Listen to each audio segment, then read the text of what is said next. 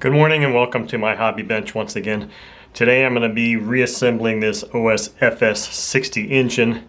Now I've done several of these in the past. In fact, I just recently, or just a few minutes ago, reviewed the video of one I did for a customer years ago because I needed a refresher on how to do it.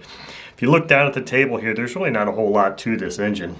It's pretty simple, and I'm going to do it exactly like I did the last time too, which is I'm going to start with, and I've got some of I've sorted my screws, sorted all these parts. I'll just go ahead and run these out here real quick so that they're not in the way. I just want to make sure that when the time came to install them, I had them on hand.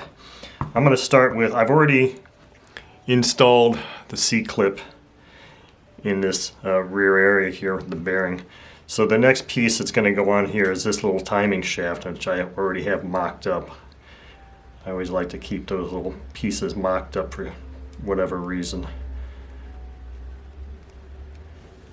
So what's going to happen here is this just gets pushed in here like that. Maybe I can zoom in a bit more here. Just gets pushed in there, and it's got its cutout. I can pull this out and show you. Hopefully I can show you. It's shaped to fit in this timing disc, I'll call it. So I'm gonna just, maybe I should have put that in there first, I don't know. Kind of want to drop that in there and get it lined up. But I don't think I've got that right. I think I have to do it like this. See how it goes? Let's see, yeah, this part goes down like that. So I just have to get it engaged, fully seated and engaged. So the flat part, so that timing disc, I'll call it, that I just put in there, kind of had a ridge, but the recessed area goes up so that this screw and washer can fit in there to secure it. And this is one of those things where you probably don't really need to tighten it very much, because once the front housing and crankshaft and stuff are installed, it's not going to really come loose. I'm going to put a little bit on there. A little bit of, see if I can put a little bit of torque on this. Okay, there we go. I got a little bit on there. So what I did was the cutout there, you can see I put a piece there to hold it in place while I tightened that just a hair. So you can see how nice and smooth that is. So timing this engine is interesting in that if you look here, you'll see these three dot things.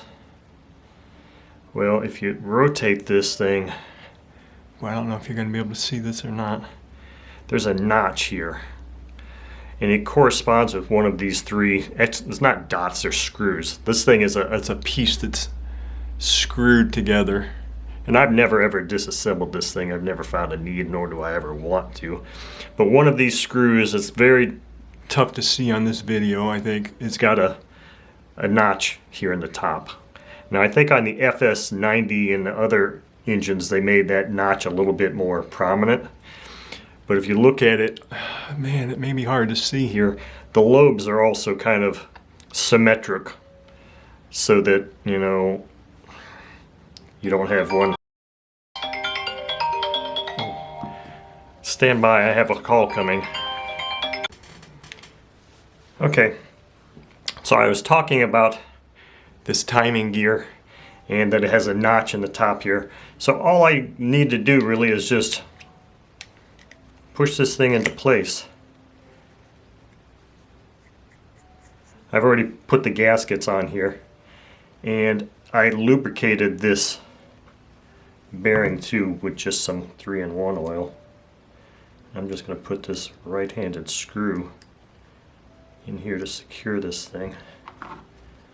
Again, this is probably one of those things that just needs to be run down. and not really tightened at all, because it's not going to go anywhere. So now this assembly is ready to go, but what I did in my last video was I actually put the front housing on next. And so, no, actually I put the piston in next.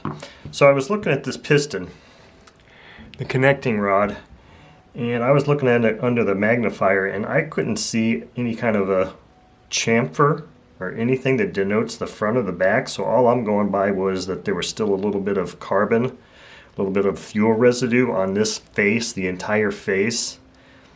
And I'm thinking that that entire face was, it would have got that from being on here like that. So that's how I'm going to put this thing in there.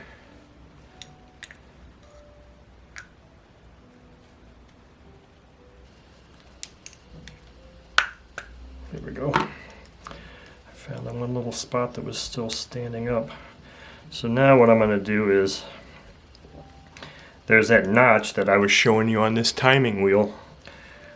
The very tip of this crank pin engages in that notch, and obviously that crank pin goes in the crankshaft. So I'm going to try to put this thing here such that those things line up.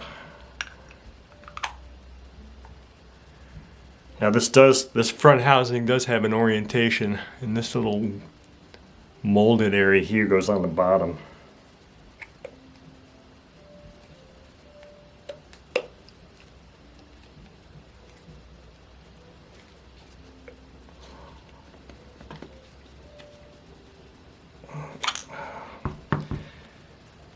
So I think that the trick is here to try to get it engaged in the main connecting rod first, and then worry about rotating that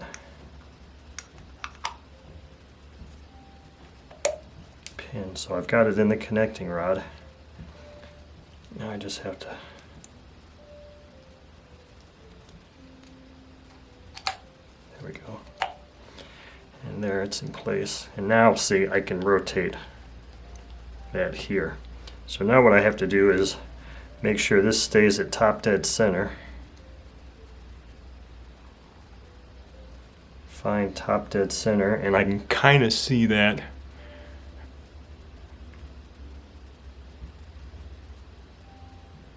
If I were to shine a light into that little moon-shaped area, you'd see it. Now what I have to do is leave it like that and make sure that I have this set at top dead center.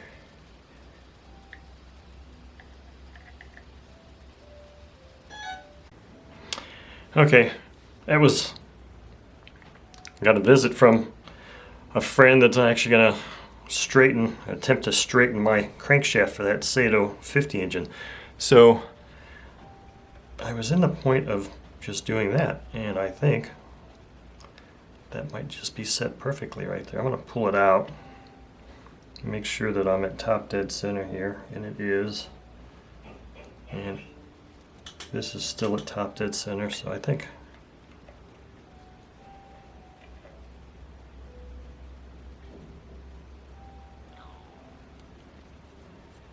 I shouldn't have pulled it out, because it just was in there perfectly.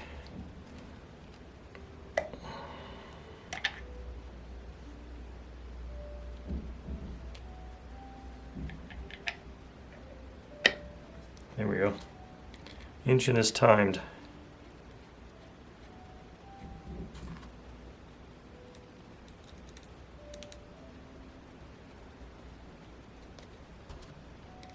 So that's a major portion of the reassembly of this engine. The next stuff, I'm not sure how interesting that's going to be, is basically just putting the head on, which I guess I can film. It's not really that exciting.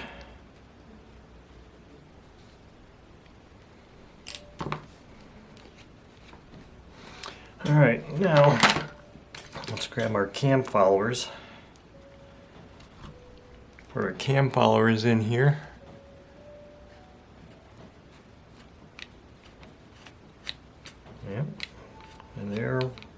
what they do. Next is the head. I know I usually like to put a little bit of drop of oil in each of these holes for some reason.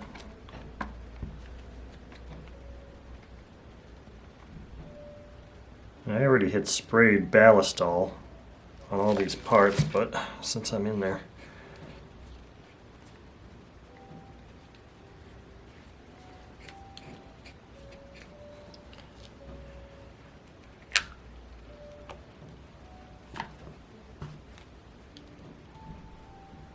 just going to lightly run these down because I've got that longer one with this bracket, rocker arm bracket.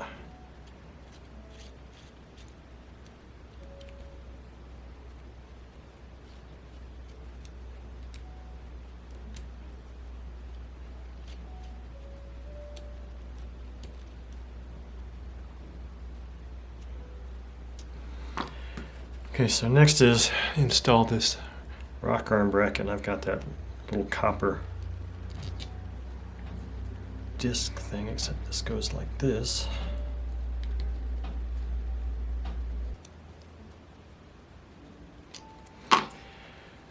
Okay, getting there. Next we're going to put the rocker arms on. Now I was noticing that one of these rocker arm adjusting screws is not stock. Don't know if I could find replacements or not. Would be nice. So here's that shaft that holds these on, and there is a cutout on each side that needs to face this way so that it engages in these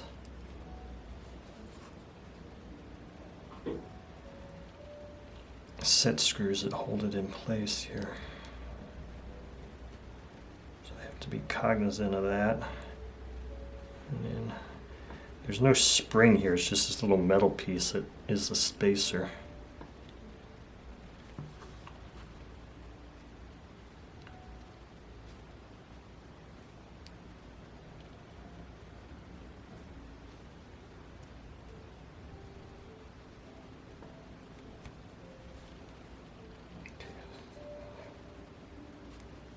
Okay. It's in there. How did that get in there? And I'm just going to tighten this down.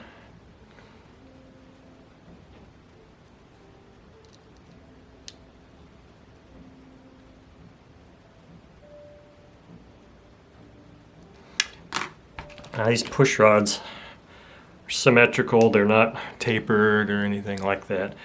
I'm probably going to have to go back and reference something, the original drawings from the manual or something, because I have a hard time remembering which one goes where. If the rear one goes to the exhaust or if the rear one goes to the front, I don't remember. I'm just going to set them in here. I'm not going to set the valve lash until I verify that. But you can at least see that it is operational. So the next part of the installation would just be putting this carb back on. I didn't really do anything to the carb at all. But in addition to the carb, I have to do this. And when I had this in the ultrasonic, I found these, both of these copper washers. So actually there's three. I think maybe one of them is for the glow plug. Why there would be a two, I don't know. But I believe one of them is supposed to go, maybe they go in here in your intake. So one's in there. Okay, so that's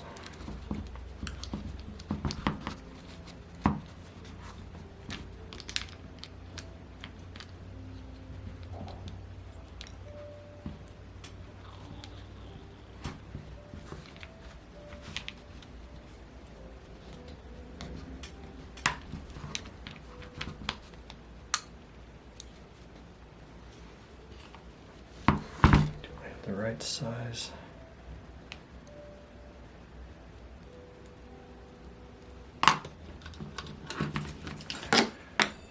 Yeah, let me throw that across the room. Okay. Put this set screw in here to secure the carb lightly, and then we can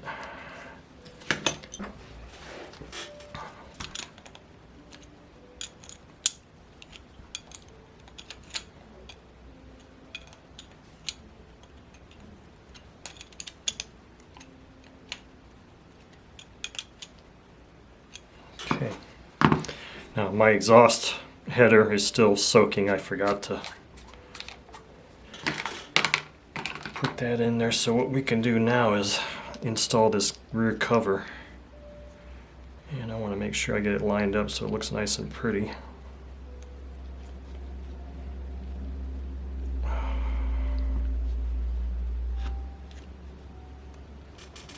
I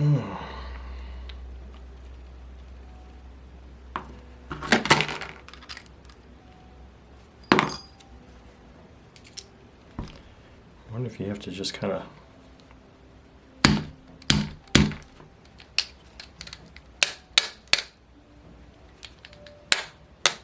tap it on like that. It's not exactly straight, but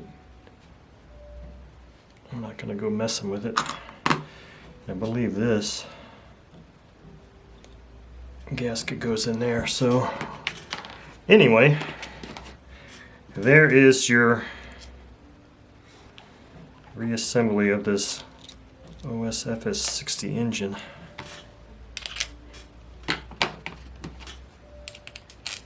Less the exhaust header and the glow plug, and setting the valves. So as far as setting the valves goes, I need to check and see if the manual has an image that kind of shows me exactly which one of those goes where. It doesn't matter. It may matter. It should matter, I would think, possibly, but we'll see. But anyway, there's your reassembly of that engine.